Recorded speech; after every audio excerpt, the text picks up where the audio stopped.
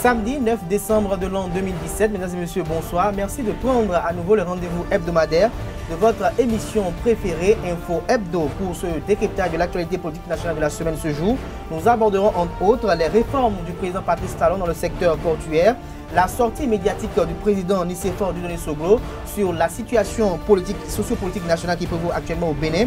Et nous finirons par la tentative de perquisition du domicile du député Atao Mohamed Renfo. Et pour cet exercice, je serai accompagné par les confrères Herman Dimitri Adampo, il est journaliste chroniqueur. Il sera face à Médéric François Bongo, qu'on ne présente plus sur ce plateau. Il est journaliste éditorialiste, directeur général du quotidien Actu Espèce. Sans plus tarder, on les retrouve pour le décryptage. Le décryptage de ce jour, comme je l'annonçais à l'entame de cette émission, se fera avec Herman Dimitri Adampo. Herman, bonsoir. Bonsoir, cher ami. Merci d'avoir accepté notre invitation. Vous êtes face à Médéric François Gongo. Médéric, bonsoir. Bonsoir Kader et bonsoir à tous les téléspectateurs et téléspectatrices de Esaïe TV.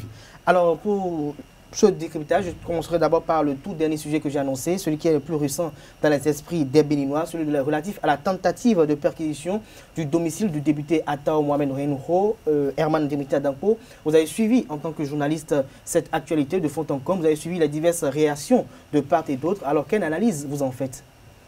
J'ai suivi avec mon œil de journaliste, avec mon œil de citoyen banal, les faits et gestes de chacun.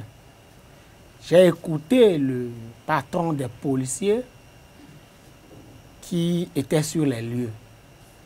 J'ai vu les éternels débarqueurs, les politiciens qui ont envahi les lieux.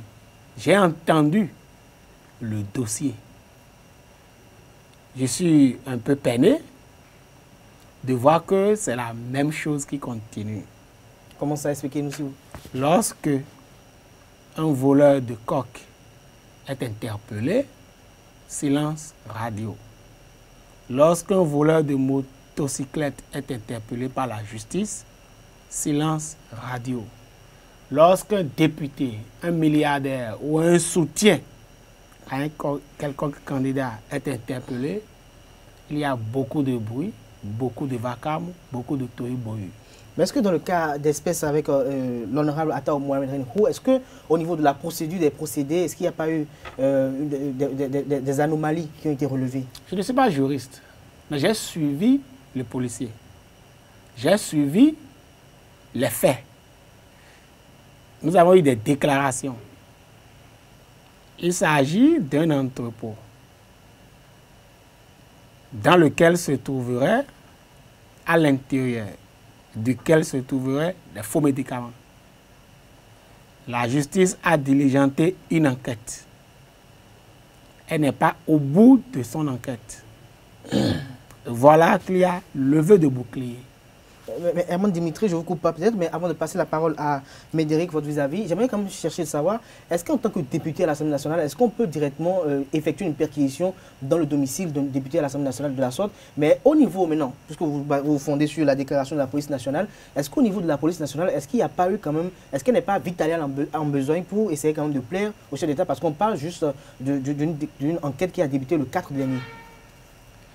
J'ai lu et relu encore le principe de l'humilité. Et j'ai lu hier sur les réseaux sociaux un long texte que le magistrat Michel Adjaka, qui n'est pas du tout en harmonie avec le régime actuel, a exposé par rapport à l'humilité. Et je me suis rendu compte que l'humilité est beaucoup plus dense, beaucoup plus compliqué que ce que nous croyons. Nous croyons, l'opinion, le commun des mortels pensait que l'humilité, c'est que on ne touche pas à un député durant 4 ans, quel que soit l'acte, quelle que soit la nature de l'acte, quel que soit le temps et les circonstances de l'acte. Il se révèle à travers ce test de Michel Adjaka que c'est archi faux. Et c'est quoi alors? Dites-nous très rapidement. Il y a des cas de flagrant délit, il y a des cas d'intouchabilité, il y a des cas, il y a des cas, il y a des cas. Ce n'est pas seulement que l'immunité veut dire vous êtes député, vous avez 4 ans de protection. Ce n'est pas ça du tout. Il y a des subtilités. Ok, d'accord. Alors, Médéric François Bongo, vous avez suivi cette actualité de fond en comble. Vous avez suivi également la réaction de votre confrère. Alors, est-ce que vous, au niveau de Actu Express, est-ce que vous en faites une lecture divergente? Je crois que nous sommes au niveau de Actu Express entièrement en phase avec le peuple qui exprime des inquiétudes, et nous l'avions dit ce matin. Nous avions écrit pour nous interroger sur l'effectivité de la démocratie béninoise. Vous savez, le gouvernement, et notamment ses démembrements sécuritaires ou policiers, ont le devoir, le sacro-saint devoir de procéder à des enquêtes lorsqu'il s'agit d'un fait potentiellement répréhensible. Tous les citoyens sont égaux à ce titre devant la loi, mais le député n'est pas le citoyen lambda.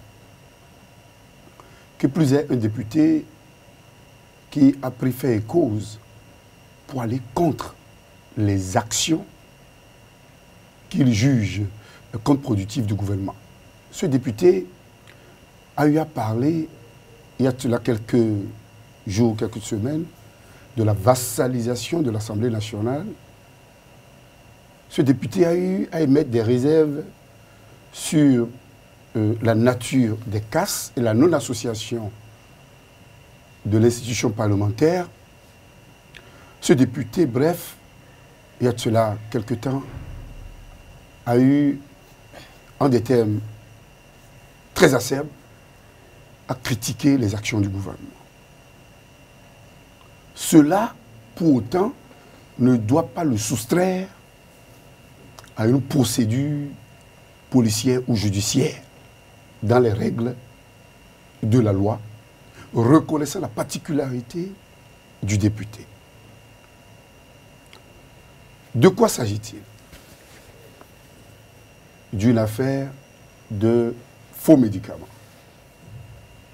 Nous avions lu la déclaration du responsable policier, du chef de service, qui ne s'est pas seulement limité à établir les faits, à stigmatiser ou à relever les goulots d'étranglement à la procédure, mais a émis un commentaire qui enlève à sa déclaration la substance professionnelle, puisque lorsqu'il disait, que le député, là je le dis de manière littérale, que le député s'est offusqué à ce qu'il fasse le travail, que le député a prétesté ou prétesterait de l'immunité pour se comporter. Il a outrepassé les limites de son pouvoir de policier. Et généralement, dans les pays qui se respectent, c'est vrai que nous avons commencé par la voir avec le nouveau procureur.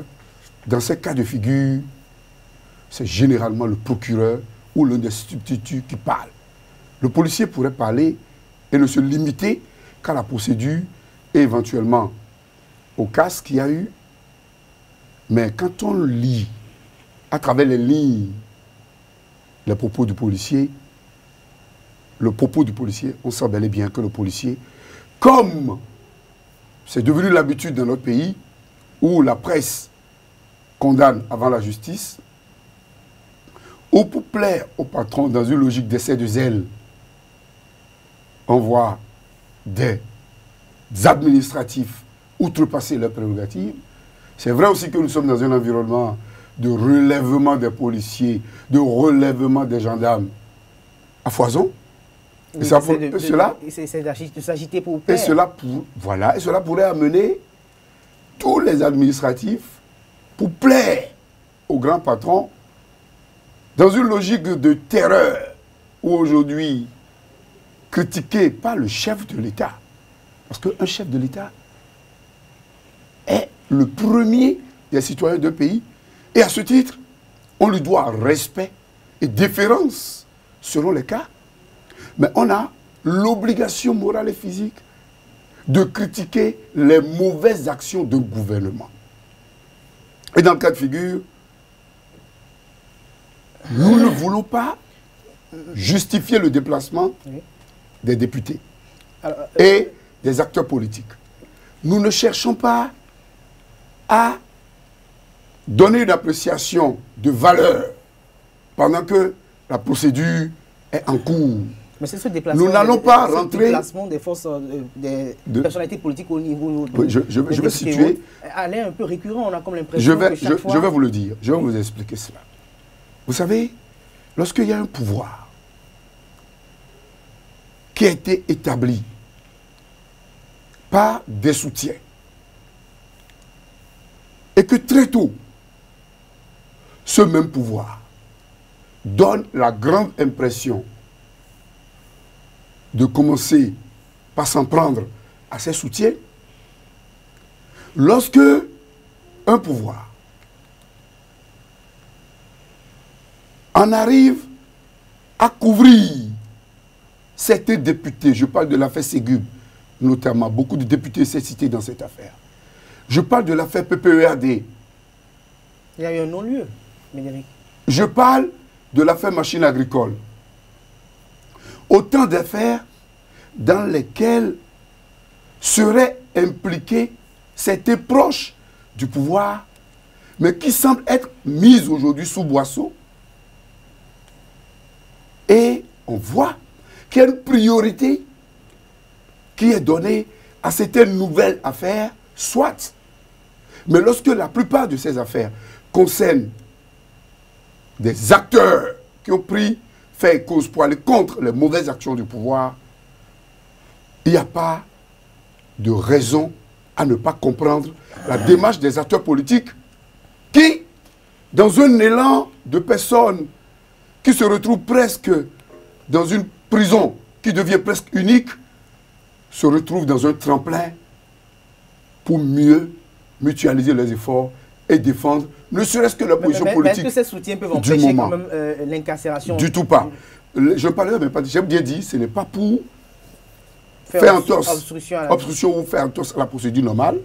C'est un citoyen ordinaire, mais en plus d'être un citoyen ordinaire, il est un député, donc son cas ne doit pas être traité comme le cas d'un citoyen vulgaire. Donc, il est tout à fait normal, pour finir rapidement sur ce plan, que dans une logique de ruse et de rage, sur fond de méchanceté gratuite, même à l'égard de ce qu'on a doigté pour être le deuxième SECO, de quelqu'un comme Dieudonné Nicéphore Soglo, on va revenir, qui est parti s'asseoir à Aboumé pour lutter contre le colonisateur ou ses valets qui voulaient prendre le pouvoir. Lorsque on voit un gouvernement aussi facilement ouvrir de multiples fronts contre ceux qui l'ont fait, il est normal qu'il y ait un sursaut chaque fois qu'il y ait une affaire qui concerne un acteur important de la classe politique. Maintenant, pourquoi ne pas considérer ce facteur? Regardez les dernières affaires. Je veux parler de l'affaire Météorion. Oui, on va y revenir. On va et savoir comment procéder. On va laisser très rapidement Eman réagir. Moi, c'est tout ce que vous voulez. Eman, vous avez suivi tout à l'heure Médéric de Fond-en-Combe. Il a évoqué plusieurs choses. Vous avez eu le temps de noter. Ce sur quoi je veux quand même que vous rebondissiez, c'est de savoir, est-ce que le fait d'avoir contribué à l'élection de quelqu'un vous fait forcément quelqu'un de prépondérant dans la gestion de ce dernier? Dans votre question, il y a déjà votre réponse. Je crois qu'au fond de votre cœur, en posant cette question, vous êtes en train de dire, volontairement ou involontairement, que quel que soit le soutien que vous avez apporté à un chef d'État, quel que soit votre rang social, quel que soit le volume de vos milliards, vous ne pouvez pas vous soustraire des exigences de la loi. Je voudrais revenir pour dire en premier, par rapport aux commentaires du responsable des policiers. Il n'a pas fait de commentaires. Il a précisé les faits. Il dit que le président, le député Reine Roatao, a opposé sa résistance par rapport à la perquisition de l'entrepôt en brandissant le macaron et en brandissant le principe de l'immunité. Je répète que le patron des policiers a présenté les faits, il n'a pas fait de commentaires. Il a restitué les faits. Voilà. Deuxième chose, mon doyen dit qu'il ne va pas dans le fond du sujet par rapport à la loi, par rapport au travail de la justice. Mais il justifie le déplacement des barons de la politique béninoise. Il le fait subtilement, allusion à des affaires comme Ségub, PPA 2 et autres, machines agricoles, pour dire que des gens seraient protégés. Mais il y a un secret de polichinelle aujourd'hui au Bénin de savoir que Dame Rumeur fait circuler la rumeur sur la Ce n'est pas une rumeur, c'est des certitudes. C'est une rumeur parce qu'il n'y a pas encore eu de décision juridique. Vous venez de conforter ma position qui consiste à dire qu'il est entré au fond du sujet, qu'il prend parti. Mais est-ce que vous êtes d'accord avec le Béninois et qu'il que le chef de l'État protège certaines personnes? Je suis passé du principe qui consiste à dire on ne va pas juger à la place de la justice. Il juge à la place de la justice. Ça, c'est un. Maintenant, je peux me prononcer sur ça. PPA 2, là, on peut sauter en l'air et nous écraser au sol. Jusqu'au niveau de la Cour suprême, ça a été tranché. Vous savez, vous pouvez être voleur. On vous soumet à la justice. Vous pouvez même corrompre la justice pour qu'on vous libère ou pour qu'on vous lave de tout soupçon. Si vous êtes démocrate, si nous sommes démocrates, on s'incline. La preuve, c'est que des gens disent depuis quelques jours, par rapport à certaines décisions de la Cour constitutionnelle, que le gouvernement et tous les Béninois devraient s'incliner. On ne saute pas sur une décision de justice qui a déjà tranché définitivement parce qu'on n'est pas d'accord avec un régime pour dire c'est mal tranché. Quand la justice tranche en faveur de l'opposition, on dit que la justice est libre et indépendante. Quand la justice tranche en défaveur de ce que l'on aime, on dit que la justice est strangulée. Elle est prise en otage. Ce sont ces choses-là que j'appelle des incohérences. Donc je voudrais que l'on se calme et que l'on laisse la justice faire son travail par rapport au dossier de faux médicaments. Vous voyez, si on fait le point de tous les dossiers dont nous avons discuté depuis quelques minutes, c'est que on fait semblant de ne pas laisser la justice faire son travail. On fait des efforts, je veux dire, de ne pas laisser la justice faire son travail. Et on se tait lorsque la justice interpelle les gens qui pourraient être en harmonie avec le gouvernement. J'ai cité ici, il y a quelques jours, l'exemple de Babalola. C'est aussi une personnalité. Ce n'est pas un citoyen banal. Il a été directeur général de la SONEB. Il est en prison. Nous n'avons pas entendu quelqu'un se prononcer sur ça. Je n'ai pas vu. Nous n'avons pas vu les anciens chefs d'État, les hommes politiques, les députés aller chez lui le soutenir. Ça veut dire quoi? La justice selon l'opposition, c'est qu'on épingle les mouvanciers et on laisse les opposants se la couler douce. Et ce n'est pas parce que vous avez attaqué un régime la veille d'une assignation que vous êtes blanc. Ce n'est pas parce que vous êtes opposant et que vous avez dénoncé des pratiques d'un gouvernement que l'on doit dire, puisque ce monsieur a attaqué le gouvernement il y a quelques jours, puisque ce monsieur est en antagonisme avec le gouvernement, puisque ce monsieur est opposé au régime actuel et à ses pratiques, la justice doit le laisser d'abord et attendre 2021 ou après 2021 avant de se prononcer. Ce temps est révolu, voilà. Mais ce temps est révolu, je vais me dire que ce temps est révolu, vous avez si bien expliqué, mais par rapport au cas Ata Orinoco, ce que déplorent la plupart des députés de la minorité parlementaire, c'est que les procédures ont été biaisées, en fait, et que le directeur de l'association policière est venu, et c'est sur le terrain qu'il a signé la convocation, et demande à ce que le député se rende dès réception de cette convocation. Est-ce qu'à votre avis, à y voir de près, et à y voir déjà tout le théâtre et le feuilleton réalisé par les éléments de la police nationale, nationale qui donnent l'impression de savoir que c'est sur le terrain qu'ils reçoivent à chaque instant des instructions. Est-ce que vous ne voyez pas que on veut tenter de nuire, et comme l'a dit les avocats, le collectif des avocats, c'était une tentative d'enlèvement? Est-ce que vous ne voyez pas vous-même? Parce que la population, je ne vous coupe pas, la population a dit qu'ils ont vu des policiers vouloir essayer d'escalader le mur de domicile de l'honorable député. Est-ce que vous ne voyez vous-même pas que c'est dérangeant, que c'est sombre et que c'est maladroit, que chaque fois que l'on interpelle vous-même dans votre cœur les opposants, on se débrouille pour trouver des vices de procédure. Et personne ne se lève pour trouver des vices de procédure toutes les fois qu'on épingle les mouvanciers. C'est ça qui me dérange. Tous les dossiers que nous avons cités tout à l'heure, qui ont de lien avec les gens supposés opposants, ont toujours souffert de vices de procédure selon leurs partisans. Vous me parlez tout à l'heure de peuple et de population. Moi, je ne cherche pas de popularité. Et la justice ne cherche pas de popularité. Le peuple est souverain. Très bien.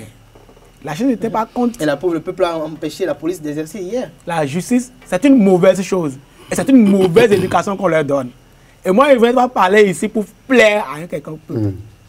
La justice, la justice ne doit pas être perturbée dans ses procédures. Et je répète que Patrice Talon et la justice n'ont pas à cœur la popularité ou la réaction du peuple. Ça n'a rien à voir avec un dossier de justice. Le peuple de Racomé aime attendre un repos, c'est bien fait. Ça n'a aucun lien avec ce que la justice pourrait lui reprocher. Si on devait tenir compte de la popularité des hommes politiques pour confectionner des dossiers de justice, on ne toucherait à personne. Et je vous répète qu'il y a des voleurs de coques, des voleurs de motocyclettes, des voleurs de pain qui attendent d'être jugés à la prison civile de Cotonou.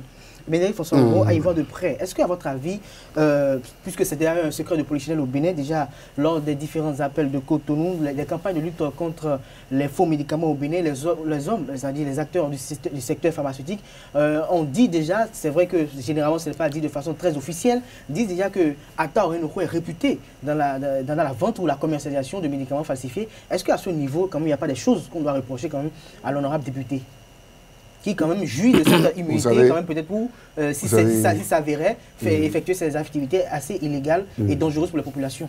Vous savez, je vais donner la réponse très rapide à cette question. À Diegoulé, je ne sais pas s'il y a quelqu'un qui est un membre de sa famille qui ne se serait jamais rendu à Diegoulé pour acheter un médicament.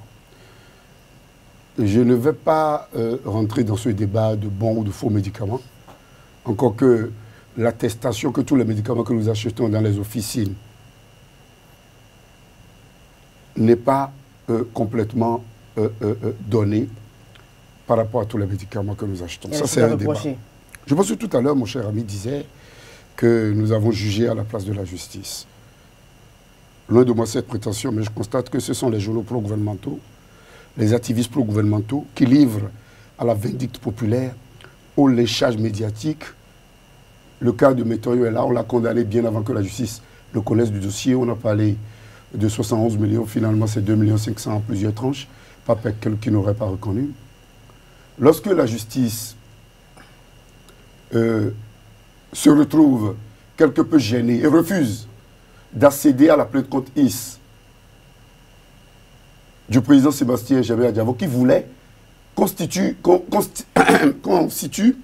excusez-moi, le peuple sur celui à qui appartient réellement les 18 kg de drogue pure, et que les noms des gens qui ont été cités, qui sont en poste et à des grands postes aujourd'hui par les mises en cause, que ces noms soient reprécisés, que les gens répondent de leurs actes. La justice n'a pas été rapide, la plainte contre IS n'a pas prospéré depuis des mois. Lorsque le chef de l'État lui-même, dans une démarche de justice, soit par rapport à la gestion du Ségub, en arrivait à délimiter la période 2012, après 2012, sachant bien que lui-même, il avait géré avant 2012, et qu'il était responsable de la structure qui se chargeait, à travers le CNT, de récupérer l'argent et de distribuer l'argent à ceux qu'on a tenté d'arrêter. Et lorsque des députés qui étaient épinglés dans l'affaire du Ségub se retrouvent aujourd'hui dans les bonnes grâces du pouvoir, parce qu'ils ont décidé de faire allégeance, je pense qu'il n'y a pas de raison de féliciter ce gouvernement par rapport à sa démarche. Donc, à votre avis, la justice, elle est sélective? Elle est non seulement sélective, mais elle ne rassure plus. Et la preuve, elle est là, elle est patente. Les investisseurs vous diront, nous ne pouvons pas venir au Bénin, déposer nos valises et prendre des risques, parce que ce sont les proches du chef de l'État, puisque lui-même, il s'est désengagé, nous a-t-on dit, que la traçabilité de l'enregistrement de son désengagement n'a jamais été établie au niveau des impôts, les 10%. Lorsque des investisseurs en arrivaient à créer la plateforme béninoise, protestant de ce que la justice béninoise vous blanchisserait ou vous noircirait selon que vous appartenez au pouvoir ou au clan du chef de l'État. Et lorsque les délits d'initiés presque sont à foison, dans un pays, il y a de quoi amener les acteurs politiques à craindre chaque fois qu'il y ait une affaire. Vous vous rappelez, Léa Lissoglo, il n'y avait pas de mandat. C'est devenu pratique. Et la grande impression fait à ce que on donne des ordres. Mais suite à l'affaire Léa Lissoglo, il y a eu plusieurs juristes qui sont montés au créneau pour expliquer qu'on n'a pas forcément dans notre code au Bénin. C'est la même chose que pour l'affaire. Vous savez, c'est les détails. Ça, lorsqu'on a décidé, en tant que ministre de la Justice, de gouverner par la ruse et la rage, et on l'a dit, et lorsque nous constatons des représailles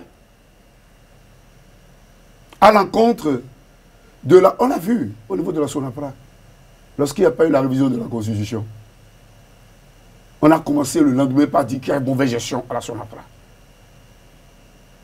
Ça dit, on a rabaissé notre démocratie.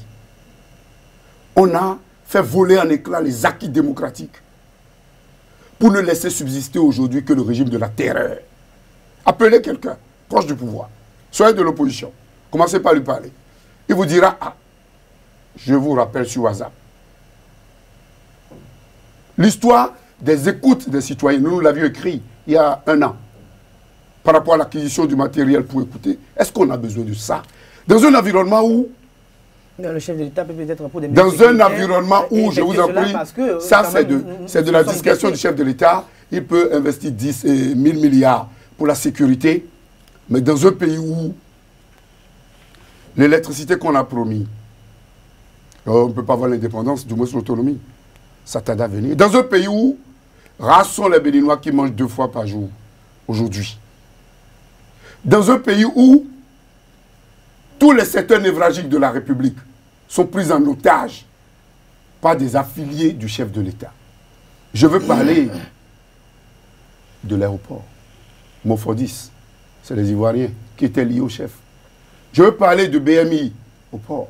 On y revient. Qui a repris le bordereau. C'est très important. Parce que pour apprécier le cas Tao, il faut se référer au modus operandi de ce gouvernement. Nous avons un gouvernement incapable de développement.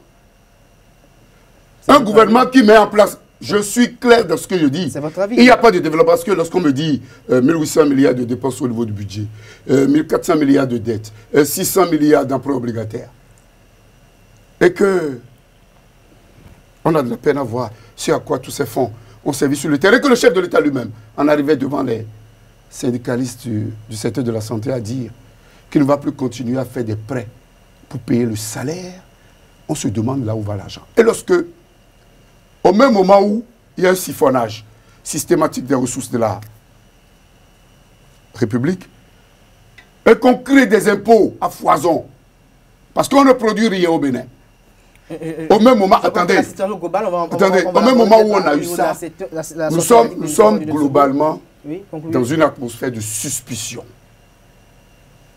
Et parce qu'on est dans une atmosphère de suspicion, même si le gouvernement, à travers ses structures, se retrouvait sur une affaire qui pourrait aboutir normalement à une condamnation, souffrait au niveau de la mouvance que les gens doutent de l'honnêteté intellectuelle, de la moralité de la démarche du gouvernement. Vous ne pouvez pas, le chef de l'État lui-même, quand il s'était agi de cette affaire, oui, je vais finir, quand il s'était agi de cette affaire, sous Kérékou, lui-même il a dit ton ciment, il a pris le mieux. Quand il s'est agi de l'affaire avec le président Boniaï par rapport à l'empoisonnement, etc., on nous a dit qu'il serait rentré dans une malaria. Comment se fait-il que le chef de l'État lui-même, il ne se rendait pas aussi facilement à la justice lorsqu'il y avait des affaires contre lui? Et pourquoi demandez-vous aujourd'hui? La preuve, c'est que si c'était rendu peut-être à la justice pendant l'affaire d'assassinat, etc., tout ça, au lieu de la gestion du coton, c'était ça. C'était par rapport à l'affaire de la gestion du coton qu'il est parti. Les deux autres affaires sont arrivées après. Mais lui-même, il sait, il nous a habitués à ce qu'on fuit. Lui-même, il n'a pas confiance en la justice au moment où il était le plus riche du Bénin, nous disait-on. Mais pourquoi voulez-vous aujourd'hui que, pendant que lui-même, il s'en prend à tous ceux qui l'ont soutenu, c'est-à-dire, il a fait voler le contrat de confiance qui existait au niveau de la coalition de la rupture. Pendant que la chasse aux sorcières est d'une évidence irréfutable. Pourquoi voulez-vous que les gens ne créent pas pour l'intégrité de ceux qui... Je finis avec cette phrase. Je finis avec cette phrase. Et définitivement, comment voulez-vous que les gens ne s'inquiètent pas de ce qui pouvait arriver à un des gens, à un des élus, à un des militants de la cause de l'opposition? C'est normal. Alors, c'est tout à fait normal. Donc, vous avez suivi avec beaucoup d'attention l'argumentaire de votre vis-à-vis. Avant qu'on passe au sujet suivant, j'aurais quand même essayé de recueillir votre impression, votre avis ou vos impressions par rapport à ce qu'il a eu à dire sur la gestion. Je crois que nous aurons le temps de venir discuter de chaque sujet, de réforme, de Ségur, des problèmes politiques, des ennuis des politiciens, et de contenu de soutien de chacun. Ici, là, ce soir, nous parlons de l'affaire Tao. Je voudrais, lorsque votre calendrier va vous le permettre, d'inviter des spécialistes en droit, venir discuter de l'immunité. Ils vous apprendront, ça se fait. Ils vous apprendront que l'immunité ne veut pas dire vous êtes député, vous êtes intouchable pendant 4 ans. L'autre chose, c'est par rapport à l'affaire des écoutes. Appelez les spécialistes, ils vous diront que c'est de l'inculture et de l'ignorance de penser qu'un gouvernement peut écouter tous les Béninois. C'est du faux. C'est impossible. Financièrement, c'est impossible. C'est des choses que nous racontons, que nous entendons et que nous répétons.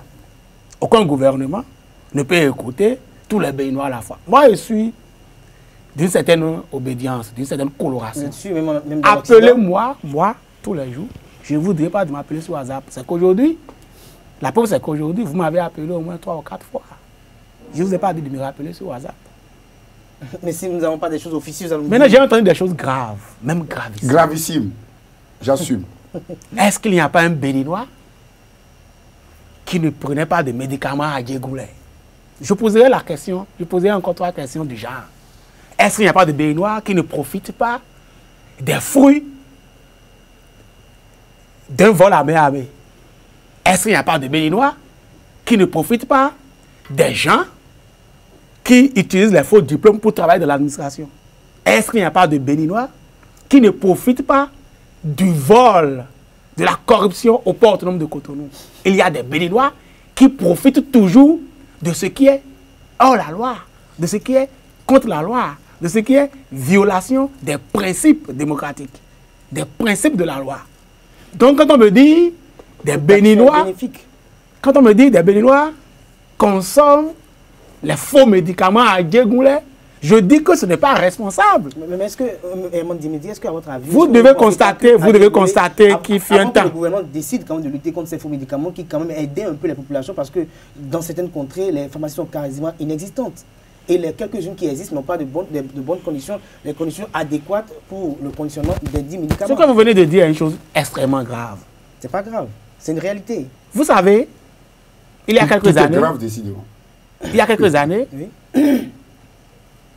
les grandes maladies que vous connaissez, le cancer, le diabète, la tension et autres, étaient imputées aux personnes âgées. Aujourd'hui, tout le monde souffre de ces maux-là, l'hépatite et autres, les maux de rein. C'est fréquent. Et on s'amuse à dire que c'est la tante sorcière du village. On s'amuse à dire que c'est lorsque votre petit frère venait de gagner son premier salaire et s'est tapé une petite parcelle dans un village, on a voulu le tuer. Ce sont les méfaits des faux médicaments. Ceux qui ont été à l'école le savent. Les politiciens, les Soglo, les Azanaï, les Ataorenro eux-mêmes, les Djenotins qui envahissent les maisons chaque fois que la justice veut faire perquisition, ne consommaient pas, n'ont jamais consommé de médicaments d'Adjegoulet. Allez leur demander. On les voit tous les jours à la pharmacie. C'est pour plaire au peuple. Il y a des pharmacies qui c'est pour plaire. Ah. Voilà. C'est-à-dire, vous venez de tomber encore dans mon piège. Le malfrat vient de voler une belle voiture. Parce qu'un homme, un citoyen honnête, qui n'est pas malfrat, est allé acheter la voiture, on peut dire le malfrat est un bon type. Mais non. Il vole les voitures, il faut l'applaudir parce que des gens en profitent. Ce n'est pas ça la règle. Ce n'est pas ça du tout la règle. Dans les pays où les Djenotins, les Soglo vont se reposer, dans les pays qui nous citent en exemple, dans les pays qui nous disent qu'on doit ressembler désormais, demandez-leur, il n'y a pas d'Adjegoulet. Il faut qu'ils apprennent ça aux gens. En fait, c'est la volonté d'être populaire qui fait dire à nos élites ce qu'ils ne doivent pas dire, ce qu'ils savent que c'est faux. Dimitri, je ne veux peut-être pas en faire un débat du berger à la bergère, mais je vais quand même poser une question avant de passer au sujet suivant. Mais au niveau d'Adjegoulet en question, il y a plusieurs versions qui sortent. D'aucuns disent que ce sont des médicaments réellement falsifiés, mais d'autres disent en réalité que ce sont des médicaments légaux, des médicaments qui sont tout à fait bien conçus, mais c'est seulement les conditions de conditionnement qui diffèrent parfois des pharmacies, c'est-à-dire qu'il n'y a pas de la climatisation, mais plutôt il y a de la ventilation. Je vais vous dire deux choses. La première, lorsqu'un médicament réglementaire se retrouve à la pharmacie, il n'a pas la même santé que le médicament qui est exposé au soleil à Adjegoulet. Ça devient automatiquement un faux médicament. Deux. Il y a de bons entrepôts à Adjegoulet. Deux. Oui. Le laboratoire Tongme, qui est installé à Lomé, attend un euro, en est le représentant exclusif en Afrique de l'Ouest. C'est un laboratoire réglementaire. Si vous allez à la pharmacie tout de suite, vous prenez un médicament, vous allez voir paracétamol Tongme. C'est Atao qui le vend. Ce n'est pas ça qui est mis en cause. Ce n'est pas ça qui est mis en cause. Ce n'est pas pour ça qu'on veut perquisitionner les entrepôts d'Atao. C'est pour les autres médicaments qui le vendraient en parallèle. Maintenant, il y a un débat qu'on est en train d'escamoter. Je crois que vous aurez le temps de nous rappeler ici. Par rapport à Atao Renko. Bon, je crois bien avant qu'on ait su. Je crois que vous savez aussi qui est le monopole, le plus grand vendeur de médicaments à Adjegoulet. Je ne sais pas si vous savez ça. Non, peut-être pas. Médéric le sait. Je vais dire une petite phrase. Médéric le sait. Il connaît celui qui vend plus de médicaments, de faux médicaments à Adjegoulet. Non, je crois que le débat sur les médicaments d'Adjegoulet reste demain entier tant que le pouvoir d'achat des populations est toujours faible. Est faible. Deux, lorsque l'occupation du terrain par rapport à la disponibilité des médicaments n'est pas assurée, nous avons la CAME, mais la politique n'est pas encore suffisante. Et les acteurs ne sont pas ensemble. Trois. Adjegoulet est comme l'essence Bayor. C'est d'une tradition, séculaire. C'est le président Bayor. Mais je crois qu'on ne peut pas On ne peut pas. C'est vrai qu'il y a des méfaits. C'est aussi vrai qu'en Europe, les médicaments, tout le temps, on voit dans des reportages, des enfants, des vieilles personnes. La fois dernière, on a encore vu dans un reportage où un médicament prétendument prédestiné à la contraception a créé des dommages à une personne qui a porté plainte, une dame qui a porté plainte. C'est pour vous dire que partout, on a des médicaments. Il y en a de vrais, il y en a de faux. Et tant que ces médicaments ne font pas le circuit des pharmacies et des laboratoires, on ne peut pas valablement apprécier. Merci à vous, Médéric François Gogo. Mais tout à l'heure, lorsqu'il parlait, on a comme l'impression que lui, il a condamné à Taou. Non. Et c'est le... J'ai même demandé qu'on revienne et c'est au le débat. schéma. Que l'on revienne au débat. Écoutez-moi bien. Oui.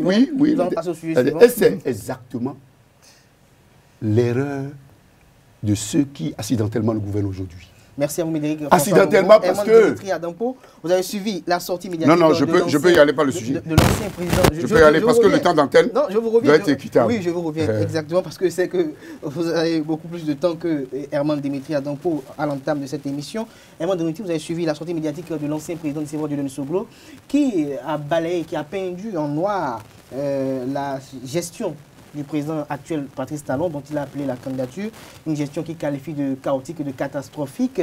Il regrette d'avoir appelé le peuple béninois à voter pour Patrice Talon. Aujourd'hui, il trouve que Lionel Zissou aurait été le meilleur candidat, le candidat qui pourrait véritablement effectuer la rupture et mettre le pays sur les rails de nouveau départ pour venir révéler. Voilà.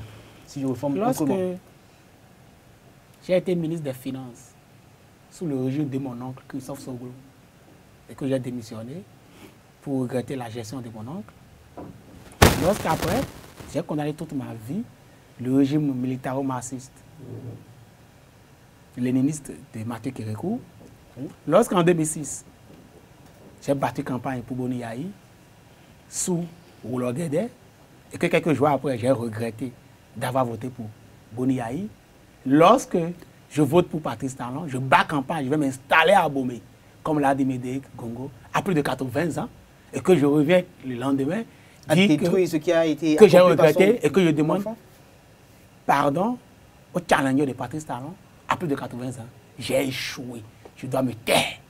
Voilà ce que j'ai à dire de la sortie du président de Sévère Soglo. J'ai échoué, je dois me taire.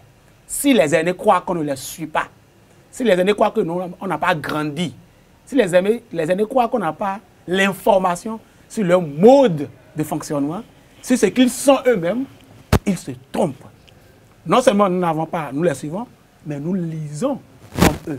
Et nous savons qui ils sont. Je dis, depuis Christophe Soglo jusqu'à aujourd'hui, si je suis un être ainsi, je me barre, je m'égouille ou je disparais. Mais est-ce qu'à un niveau donné, à un moment donné, comme l'ont évoqué la presse nationale, est-ce que les Sévère Dieudonné Soglo ne se sont pas frustrés par la gestion actuelle du pouvoir qui frise à diligenter toutes ses armes vers sa famille? On a eu son enfant qui a été persécuté par 4 audits en une année de gestion à la municipalité de Cotonou. Dans la même journée, il a été suspendu et révoqué. Après, on a envoyé des policiers à son domicile pour une soi-disant perquisition pour chercher des documents. Est-ce qu'avec tout ce feuilleton et avec tout ce qui a été évoqué au niveau du paiement des factures d'électricité et d'eau de l'ancien chef de l'État, est-ce qu'on ne voit pas que Patrice Talon ne veut plus composer avec ceux qui l'ont aidé à avoir le pouvoir? C'est le deuxième volet. Le président Soglo s'enflamme parce que désormais, il n'a plus le contrôle de la mairie de Cotonou, il n'a plus le contrôle de son parti politique, il a son fils en exil. Ce sont des frustrations légitimes. Très bien. Ce sont ces choses-là qui font qu'il s'enflamme. Les Béninois ont habitué la famille Soglo à vivre sur le dos de l'État. Et ils pensent que c'est un droit absolu. Un ancien président de la République paie ses factures. Quand j'ai entendu les gens discuter de ça de long en large, tout le monde a parlé de procédures, de manières, de décence, de ce qu'on devrait faire. Personne n'a dit que le président Soglo n'ait pas payé sa facture. Que le président Soglo aille payer sa facture pour l'honneur de sa famille. Pour son honneur, c'est un ancien président. Et allez regarder le montant de la facture. C'est ça qui est. dommage. Je répète que nous les connaissons absolument, malgré la petitesse de notre âge. Ménéric François Gogo, enfin. Quand je suis mon vis-à-vis parler dans des thèmes aussi bas de l'aîné, je me dis qu'il y a un problème. Qu'on est en train de nous formater une caste de Béninois qui n'a aucun respect pour l'aîné. Une caste de Béninois qui défend un gouvernement qui affame le peuple, qui instaure la terreur. Une caste de Béninois qui confond injure et appréciation. Et je me désole. Je me désole parce que Herman Dimitri Adanko ne pouvait pas connaître plus que moi la nature des relations qui liait la famille Soglo au président vénérable Patrice Talon aujourd'hui. Je suis un acteur de 92 au moins jusqu'en 96. Je suis un témoin.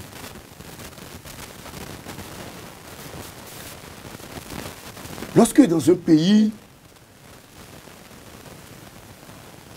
l'hécatombe économique est de mise, où le vol est industrialisé au sommet de l'État, lorsque dans un pays, la terreur, je le répète, est érigée en système de gestion, il a dit tout à l'heure, dans nos cultures, quelqu'un de son âge, même de mon âge, même s'il a des choses à reprocher à une personnalité de la trempe de Dieudonné Nicéphore Soglo, ne peut pas parler en ces termes.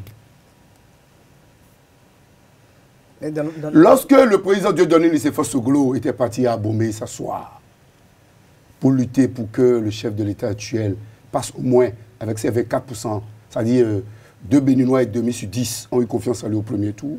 Et qu'il a combattu son fils. Je viens.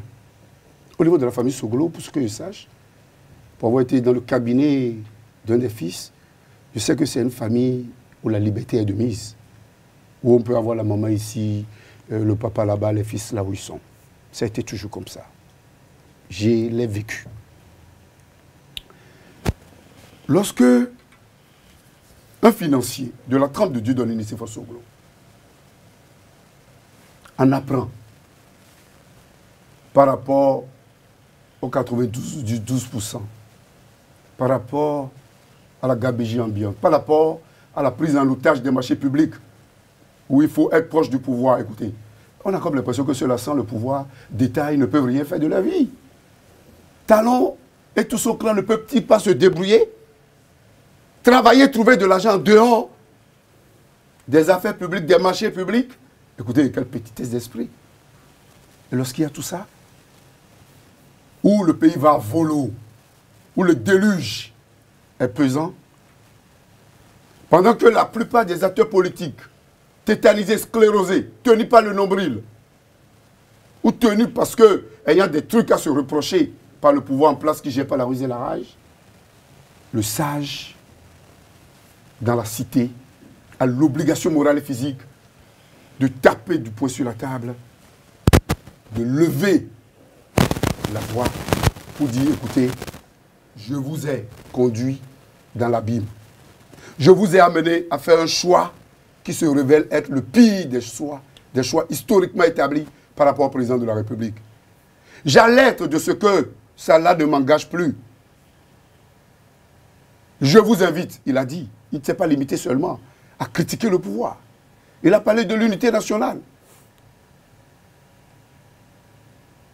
Lorsque quelqu'un de la trempe de Dieudonné Nicéphore Soglo,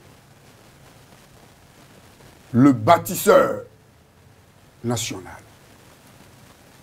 reconnu par tous, évidemment, que la génération montante de activistes, de Facebookers, ne connaissent pas tellement la valeur du président Dieudonné Nicéphore Soglo, mais la culture nous oblige à avoir de la mesure, de la finesse et de la manière lorsque nous voulons parler des aînés. De toute façon, dans moi, ma culture, voilà, on m'interdit en ces termes de parler des aînés.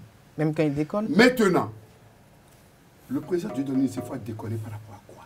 Non, c'est juste une question. C'est juste une question. Quand on parle de culture. Le président Dieudonné, c'est fois déconner par rapport à quoi? J'ai jamais dit qu'il a déconné. Qu'il ait dit qu'on instrumentalise la justice.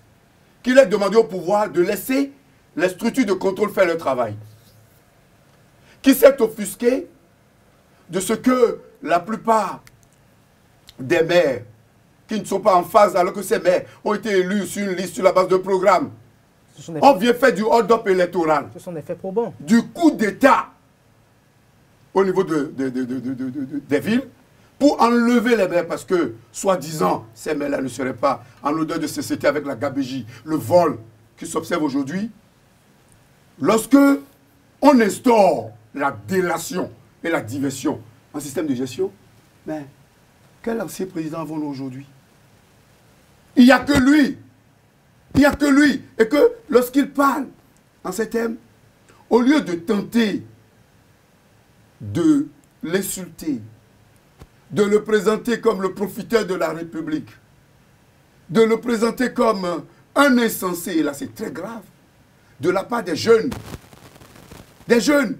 qui cherchent à grandir et qui insultent aussi aisément des aînés, je constate que en 2 ans, le régime de Bénin qui se révèle difficilement, parce qu'il est incapable de développement, incapable d'infrastructure, incapable de soins de santé, incapable de nourrir le peuple, ce régime en arrive à bâtir et à tronquer le mental des jeunes pour les formater. Et j'ai des craintes pour l'avenir. Nous avons fait du militantisme en 89. Je crois qu'à la fin... Je vous donnerai le temps qu'il faut. Je vous donnerai le temps qu'il faut. C'est pas vous qui donnez le temps qu'il a. Nous avons fait du militantisme. Attention, moi. Et j'invite mon ami Adampo à se rapprocher d'Agbang Bata pour demander ce que nous on a fait en 89. Nous étions de ceux qui ont dirigé le mouvement qui avait conduit à la conférence nationale. Donc si nous parlons aujourd'hui, nous savons de quoi nous parlons, encore que c'est la politique qui nous a amené au journalisme.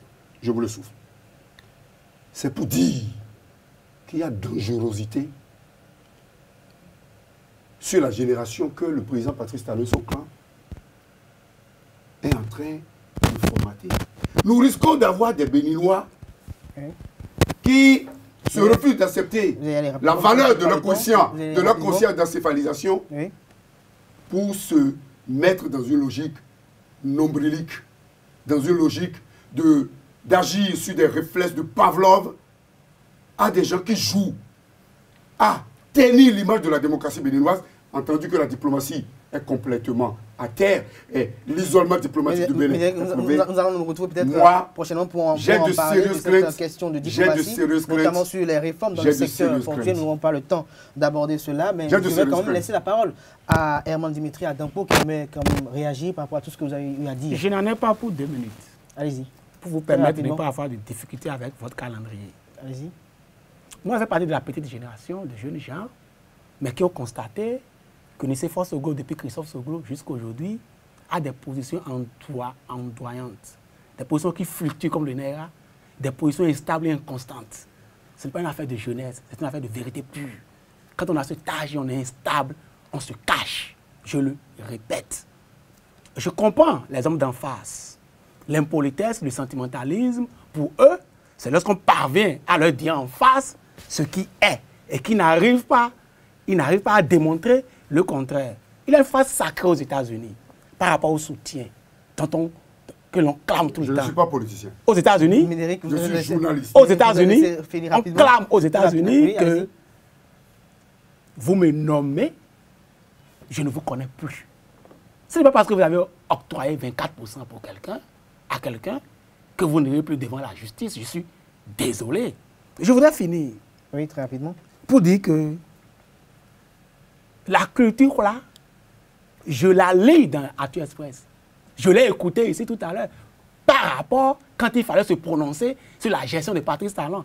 Même en concluant là tout à l'heure, il y a quelques petites minutes, quelques petites secondes, j'ai vu la culture, là, j'ai regardé l'étendue de la politesse, de la sagesse, de la culture là. Merci à vous, Emmanuel Dimitri Adanko. Je rappelle que vous êtes journaliste chroniqueur. Vous étiez face à Médéric François Je pense rapidement, à tel carré, je pense que vous aurez le temps encore. Je pense que peut-être vendredi prochain, puisque nous avons occulté un sujet. On reviendra. Nous l'avons annoncé à l'entame de cette émission. Je pense que le sujet relatif aux réformes dans le secteur portuaire, je pense que le samedi prochain, nous aurons le temps de nous retrouver encore. En manchette du Actu Express, nous avons parlé de la bonne gestion de la DG du CNTB et sur le même journal, nous avons parlé de l'alliance du Bénin en route en bien. Merci à vous. Que nous ne sommes pas politiciens. Objectif mais tant que ça n'ira pas, le président Soglo est instable. On ne parle pas en doyen.